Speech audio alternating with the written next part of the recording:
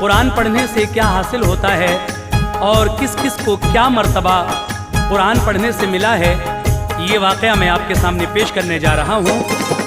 अहले अरब की दोस्त तो अरबी ज़ुबान है, अरबी ज़ुबान में इसलिए आया कुरान है। कुरान क्या है साहिबे कुरान से पूछो, और साहिबे कुरान को रहमान से पूछो। पुरनूर दोस्त तो करो ईमान के लिए, दिल में बसाओ उल्फते कुरान के लिए।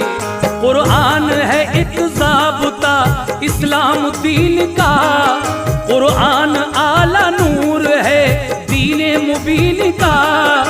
कुरान पढ़ने वाले के चेहरे पे नूर है, हर वक्त उस पे रहमत